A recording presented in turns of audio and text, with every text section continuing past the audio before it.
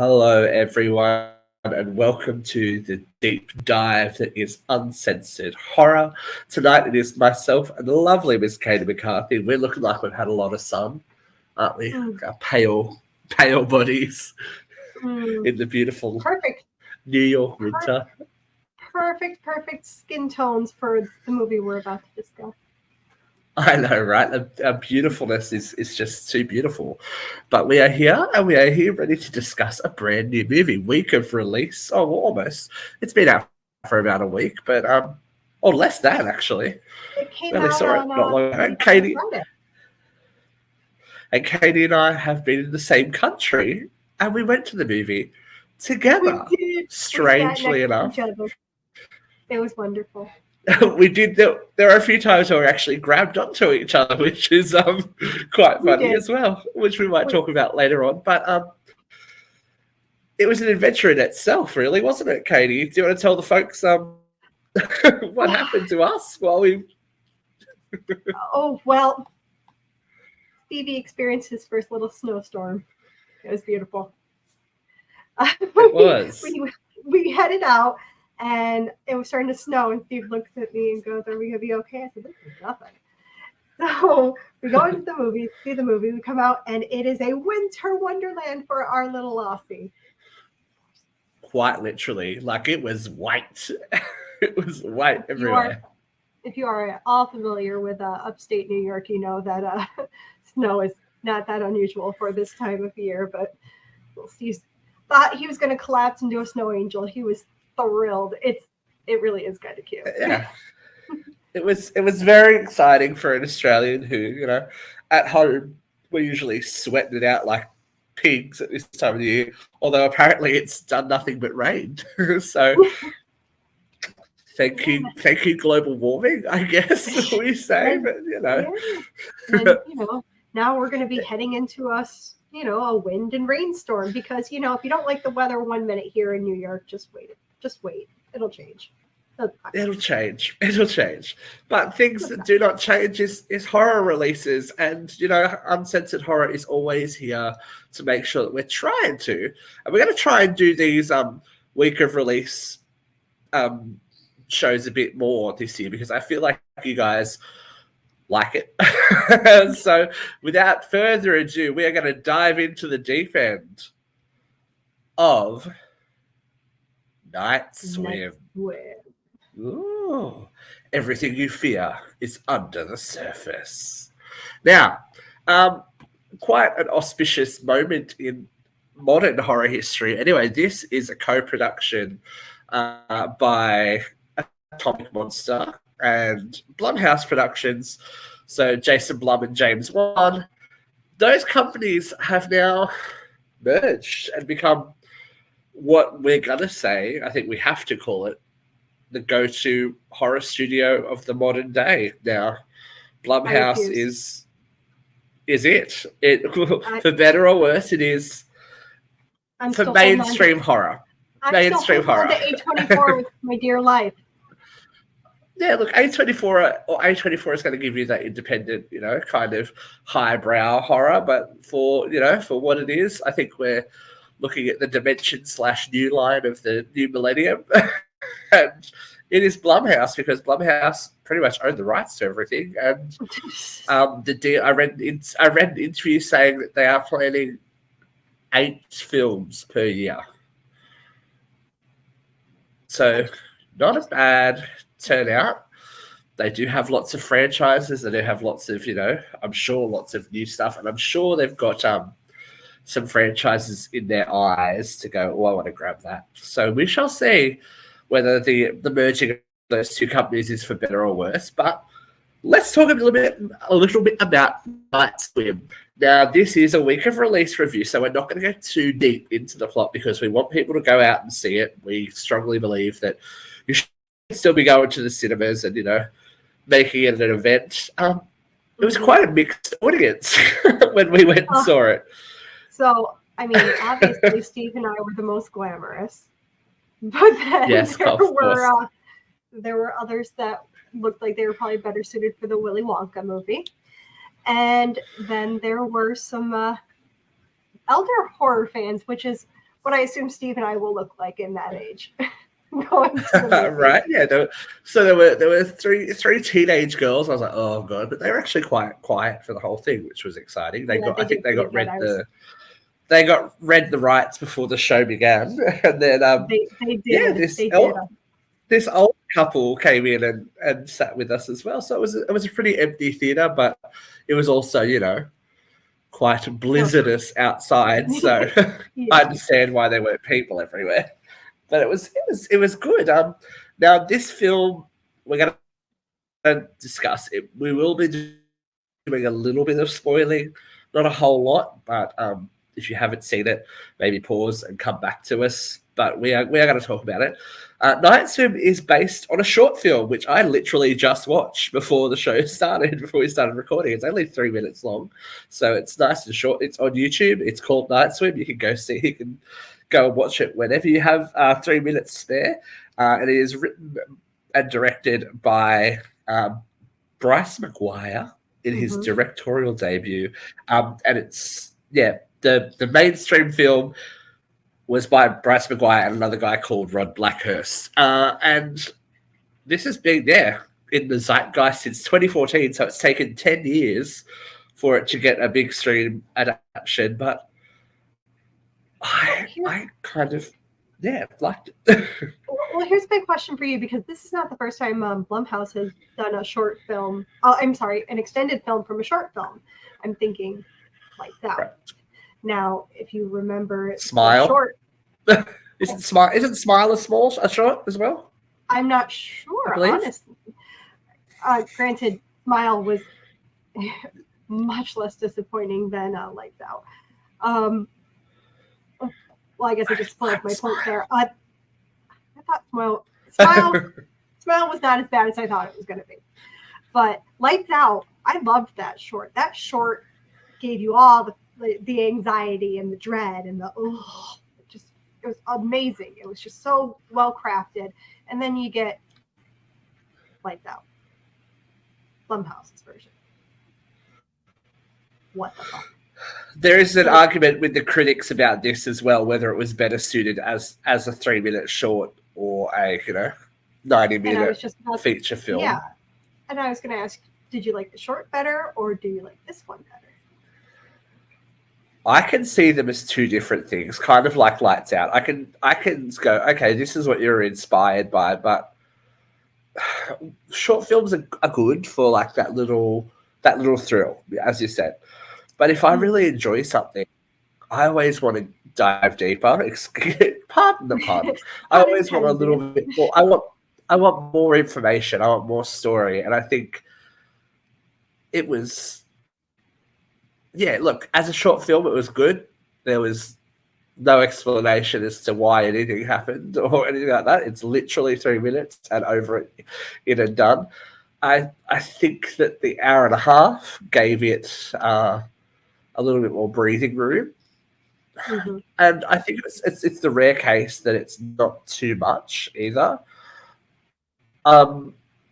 There was enough story for the characters and backstory and even, mythos building for those of us that like, a little bit of backstory and all that kind of stuff. There was enough of everything that it kind of went, cool, okay, that's, I can see them as two separate entities, and I think that's how I will keep it. You know what I mean?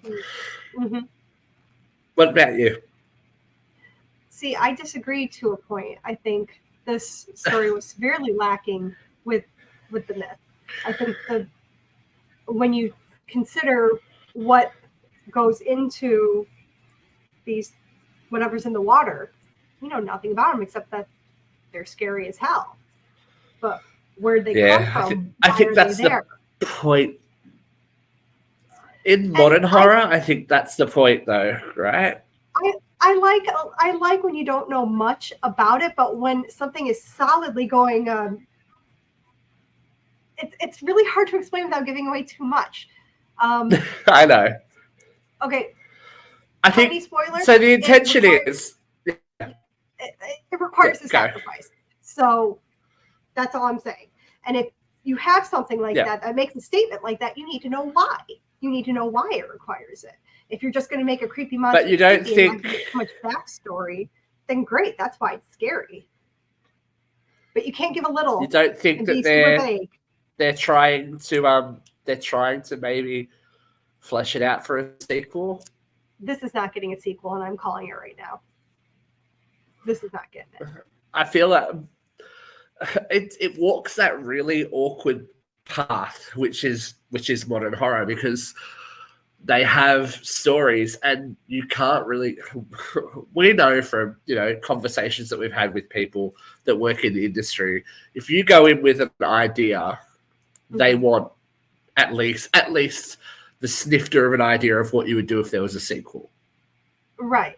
There's nothing that's a one and done in this day and age, and it can be to the benefit or the detriment of the movie. I think the way this tied up, there's not really a need for it. I can see how you would think it was vague to lead up to the sequel, but the way it all tied up, it doesn't really need it.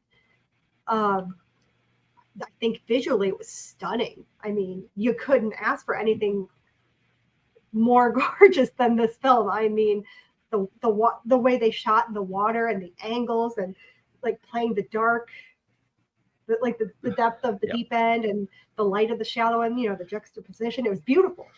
I cannot say one bad thing about really how well the shot film looks, because it's amazing. And I'm never gonna fight Kurt Russell's son, because Kurt Russell could still get it and his son can get it. But that's probably where my yay ends for this movie. I don't know. There were sitting next to you in the theater. There were some moments. There were some moments it had some good jump scares. I will also give it that. It had some very good jump scares. It was effective. I don't know. I will give it more than jump scares.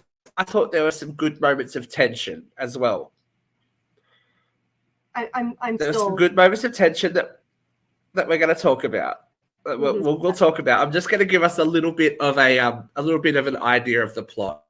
So The movie starts out in 1992 when a young girl, and it's very, very vague at the beginning, which is cool because what is this movie about? The mystery about this movie and even the way the leading up to it and through the advertising, there hasn't been a lot of information about it. So she has a terminally ill brother and notices that he has left his toy boat in their backyard swimming pool. While retrieving the boat, however, something pulls her into the pool. Cut to the modern day, where former baseball star Ray Waller and his family are forced by an injury/illness, which I believe is MS. They came down to. I think it's a bit nebulous, but they're calling it MS. He's injured/sick and needs to recover. So they find a house that has a swimming pool that miraculously is attached to a natural spring that is said to have healing properties. There we go. That's as deep as I'm going to go so far. I've toddled into the middle of the pool. I'm not going to dive into the deep end yet. Not going after those quarters? No. And I think they found really good ways of tying the pool in. Constant. When you think about, oh my God, this is a movie about a haunted pool.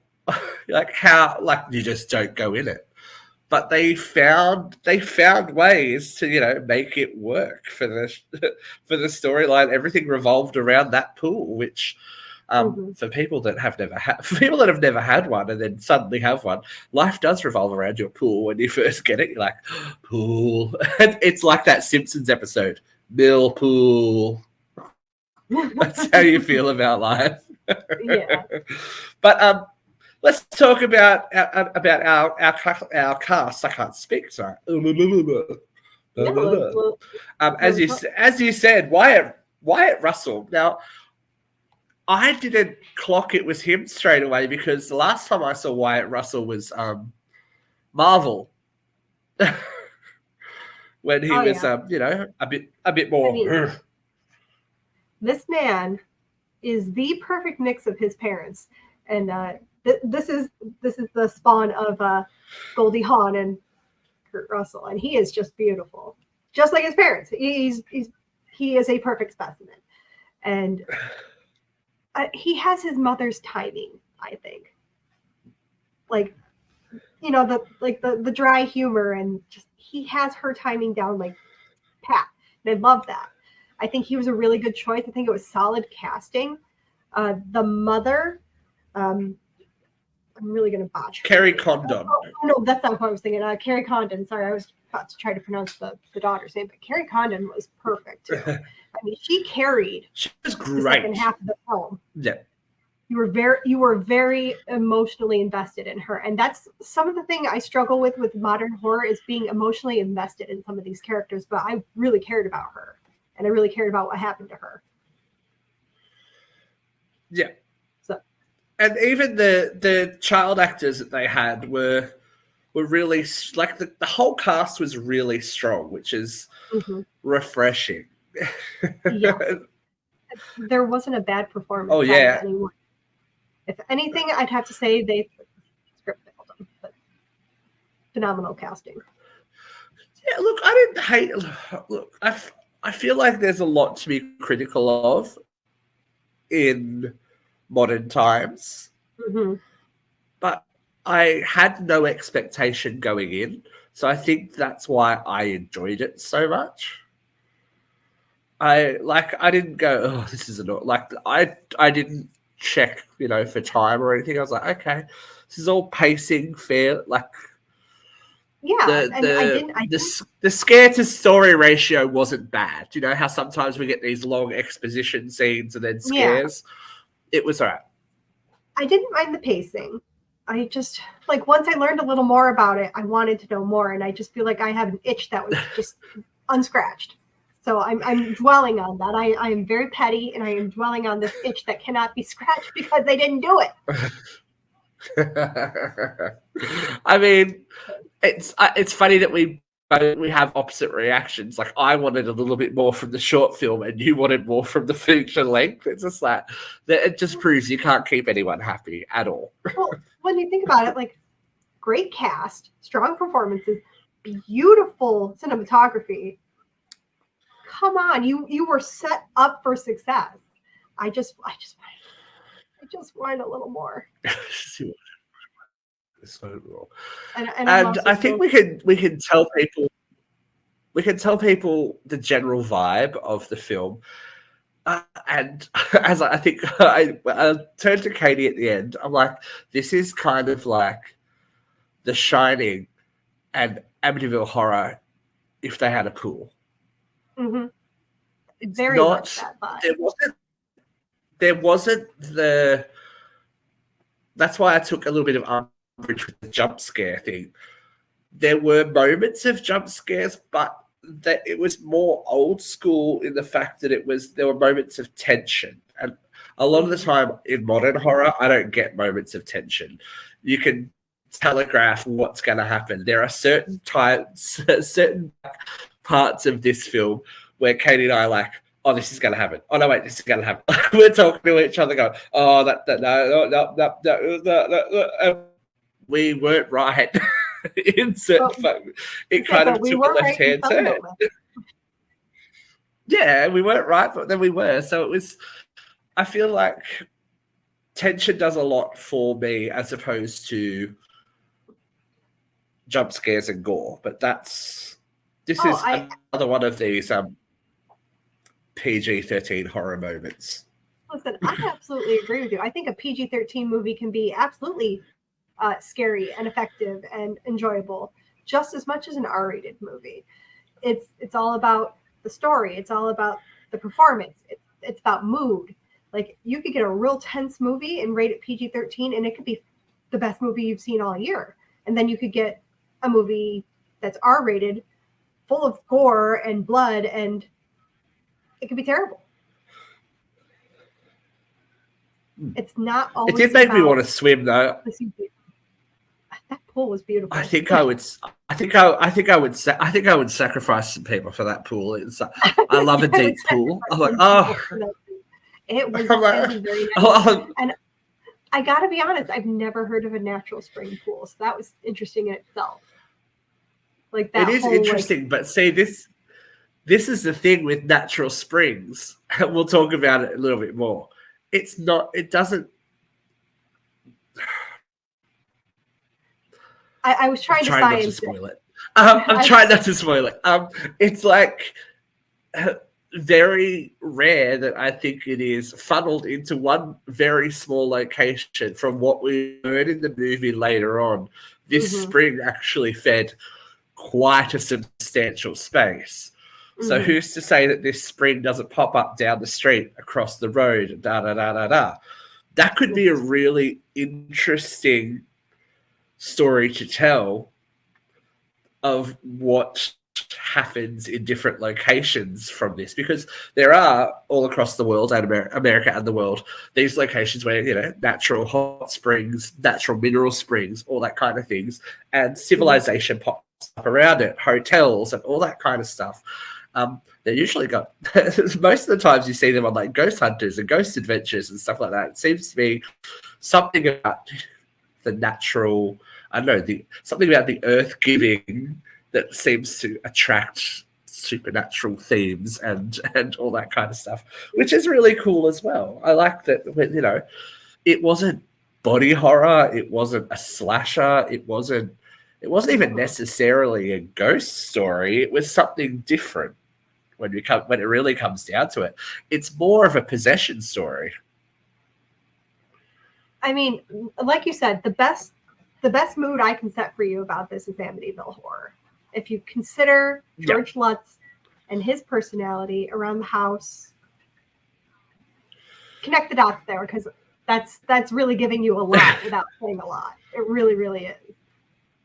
Especially if you know the history. And I like Wyatt Russell has those shifty eyes that he can give us. He can give us, you know, George Lutz moments. It's just like, okay, cool. And it was very, you know, The Shining and Jack Torrance too. Like, it was just like a subtle descent. And I also really like the practical effects in this.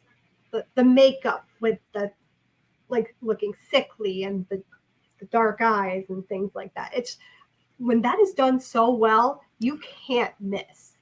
You cannot miss. I mean, look at Talk to Me. That was just beautiful. I still love it. And Talk to Me, and it's good to bring it up because it's, you know, it's probably the biggest horror film of 2023. We're living in this world where we are looking at horror in a different way and trying to find different things to make us scared. Who would have ever thought we'd get a movie about a haunted pool? We've got a haunted ceramic hand and a haunted pool. This was out of my bingo card. No, not to be scared. And there were moments that we grabbed each other and went, "Oh God, it's happening! Something's happening." Yep. No, I won't deny that. I do love there were sense of dread moments. I love that Kerry Condon's character wasn't an idiot. Like literally, as soon as something started to go, well, she was really the first one to get the experience by herself, other than the children. Like the kids, and it's very indicative of Amityville and other real life haunting stories. You know, every person has their experience, but they usually hold on to those experiences. This family are like, something's fucked up with that pool. It was very quickly. I kind of love that. I love when characters have a better sense of danger. Like, it's not always fun to have people making the choices to run up the stairs instead of out the door. I mean, you, as a horror fan, you get so frustrated by these easy decisions that they just always make the wrong one. And I really like the direction that these people knew there was something wrong. they knew it. And they actively tried to make good decisions in the vein to stay out of danger. I like that. But I also, yeah, but how good was it though that also didn't give them an option, because once the water has chosen you, you're pretty much fucked. Like that was, it was like, it seems really simple, you know, just don't go in the pool. But it's too late. Everyone's already been in the water. And they're affected by it. Like you said, like if the spring is feeding the pool, is it feeding the faucet? Is it feeding the shower? Is it feeding the washing machine? Exactly. Like where is this water source end? Like it's limitless. I think when we found the original the mother of the original family, that was the big twist. Like we knew something was going on, but for it to be literally a sacrifice, like a sacrificial altar almost, like you have to appease the gods. I was like, that's really cool. I didn't expect that at all. I was expecting some tragic backstory and all this trauma, and I was expecting just ghosts. That's what I was expecting. I was expecting just ghosts. Oh, I just expected this woman to be a wreck. Woo! It got dark. She was not. Spoiler alert, she was not wrecked. And it says a lot. It says a lot about the human condition as well. Like, what are you willing to sacrifice to get something that you really want? And there's some big questions. There are some big questions there, and I think we kind of got that with the Waller family, but I would have liked it a little bit more. If you know, we're always kind of that Ray's a little bit disappointed that his son isn't following in his footsteps. I feel like if he maybe idolized the daughter a bit more because she was the more sporty one, we could have had a little bit more of that. Like the child that played the son was great, was fantastic at what he did. And I just feel like that might have tipped it over the edge a bit more for me. Because, you know, but not everyone can be an asshole like Jack Torrance either. God, I struggle to think of who else could have done that the way Jack Nicholson did. And I don't think there's really many people who could. No one. I mean, they had to CGI him into Dr. Sleep to get the same performance. So, you know, once in a lifetime kind of thing. But there's something about especially baseball, right? This guy's a baseball player, the American sport, all American.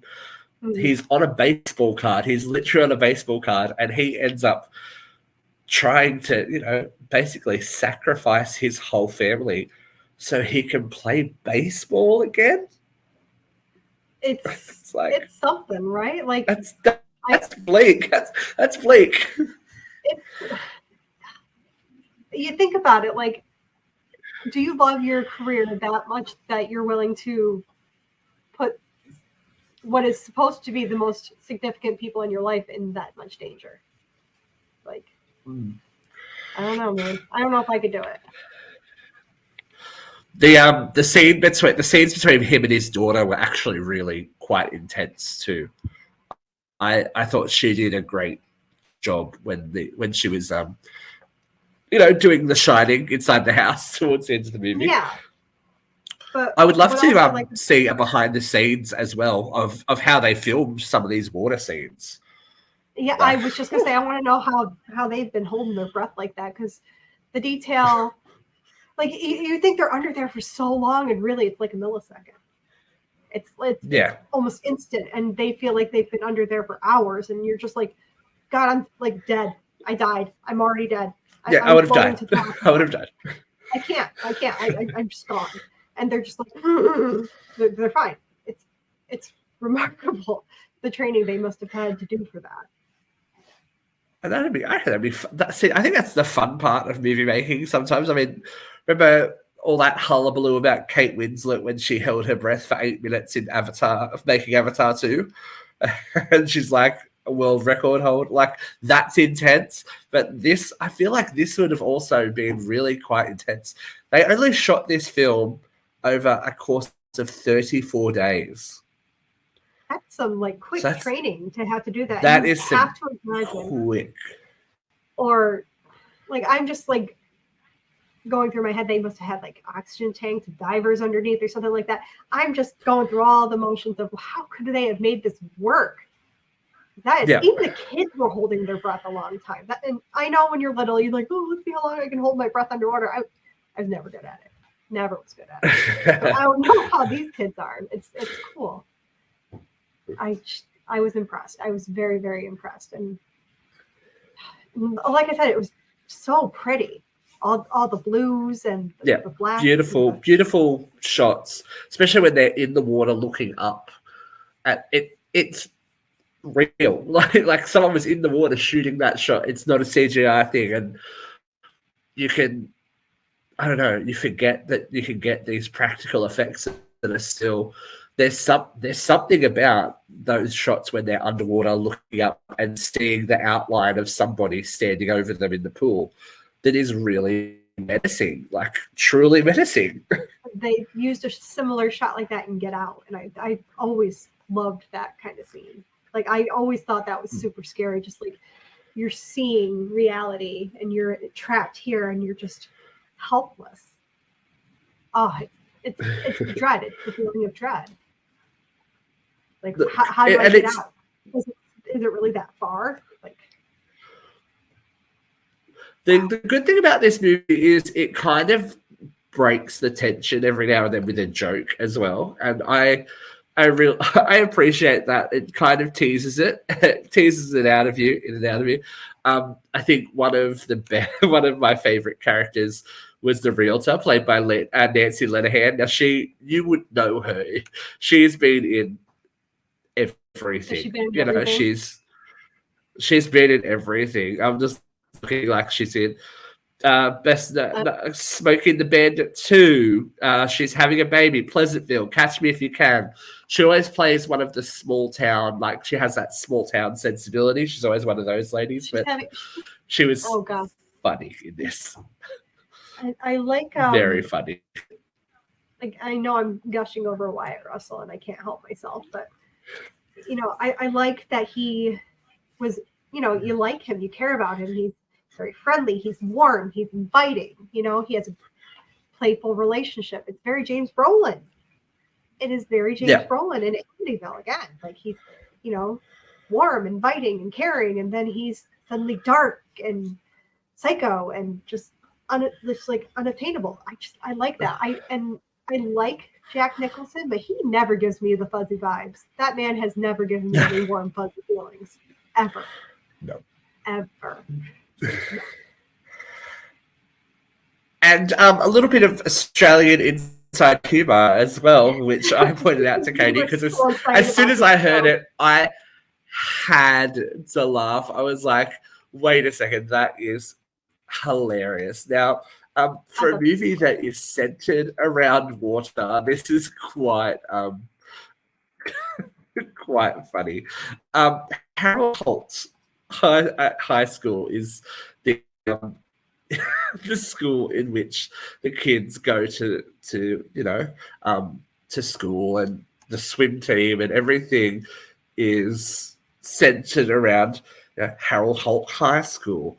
For those of us that are not from Australia, Harold Holt was the Prime Minister of Australia. He served as the 17th Prime Minister the 17th Prime Minister in 1966 until his disappearance and presumed death in 1967, when he went swimming at the beach and was never seen again. It's a very so if that didn't set you up for this film. Once you told me that, and it's not just once. It's all through the movie. Every now and then, like, oh, Howard Holt. You're like, that's pretty funny. It was a good joke. I'll give him that. Good joke. We have. So, without spoiling too much more, I think we can give our opinions. Katie, how many toy boats out of 5 are you going to give? I'm going to go 2.5. Okay. I might have to watch this again in order to really kind of see if it's something I could start to like. But like, pros, it's beautiful, strong cast, strong performances, had some really good practical effects, really effective scares. However, I feel like I just really, really wanted a little more out of it. Mythos wise, I really, really wanted to know. I like it's killing me. Why is the spring so? What is the spring so mad about? What are you mad about? Which mad? Why are you mad? I gotta know. I'm gonna lose sleep over this. I think it's one of the better modern horror films. It's an original idea. I'll give it points for that because everyone's using the same freaking idea nowadays. It could have been great. It was only good. Yeah, that's fair enough. I think that's a fair assumption of it. It could have been great. It was only good. There is, as I said, I actually quite enjoyed it. I thought that there was enough new stuff. Like, as I said, it sets out to be something, but there's more to it, and I enjoyed that. Modern horror, like especially these from Blumhouse is hit and miss. We can all agree Blumhouse is not, unquestionably the god of horror, but the fact that horror is available mainstream again is refreshing. It's going to come with these highs and lows, but I think this, as you said, will be a movie that might be worth a rewatch. I think it'd be a good summer scare like horror movie, and it might catch on then when people can go out and swim afterwards. I mean, we've all had that moment when you're in a swimming pool at night by yourself and you go, oh, something's not right. Yeah, so to try and manifest that into a whole movie is always going to be a big call. But as you said, I think they got more right than they got wrong.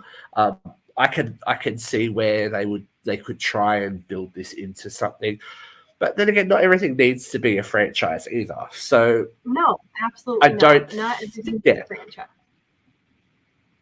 But I think it's a nice little change. If you want to go into the movies for an hour and a half, sit there, have some fun, and turn your brain off and not really have to think too much, and have some genuine moments of tension, then go and see it. Have some fun. I think we do sometimes, especially in this modern day, we like our serious horror. We like our elevated horror. We like to, sometimes we don't like straight answers. Sometimes it's good to just go, this movie is what it is, and that's what I went in expecting because I didn't know anything and I purposely didn't read anything. Like, okay, cool. That'll do me. And yeah, I'm going to give it a 3.25. We're going to do like a Titanic mid-ship breakup. I honestly think it's worth a rewatch. I think this is enough where I'd watch it again. It wasn't so bad that I'm just like, that was an hour and a half I wasted. I'm never going to watch this again. I'm just going to bitch about how the water pissed me off. No, I will watch it again when I can and see if I can catch other things and see if maybe I need to give it a little more credit than I gave it the first time. Absolutely. Never know. Maybe rewatch in the summer and then see how you feel about it. I think this really missed an opportunity. Like, to be released in the summer, to do what Jaws did for it still does to people going to the beach now. And when did that film come out? 70s? People are still freaked out to go to the beach because of Jaws. This movie had the chance to do that. And maybe it will. Maybe people will be freaked out by the pool. But to be released in January, that's usually not a great sign for the movie. That usually means people back didn't have a lot of faith in it either. It could be one of these movies that it seems to be the trend these days that do okay at the box office. So it's done okay. It hasn't done amazingly, but it's done okay, which is all you can hope for. It's made its budget back. It's done It's done that job, tick that off the list. We've done it. From $15 million, I think it's sitting at 17 and a half or something like that at the moment. And this is week of release. So it's doing pretty well. Still pretty well. There's not a lot of competition around either. I think it's like Wonka is the biggest thing that's going on. So if you don't like Timothy Chalamet singing about chocolate, then dive in the deep end and have a look at Night Swim. But you will not have to hold your breath for more uncensored horror because we've got lots coming your way. I think we're going to have to start to get ready for people to come knocking on our door very soon.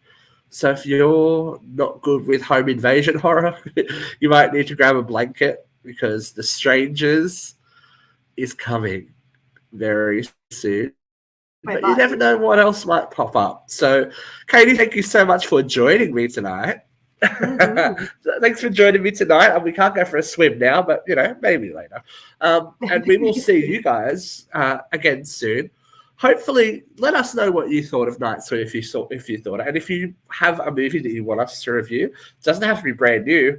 Let us know. We're looking forward. We always, like a bit of suggestion.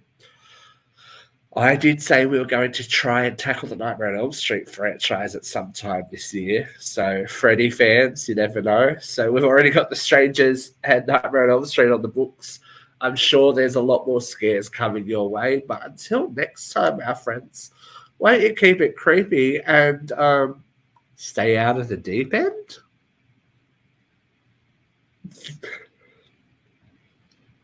Bye.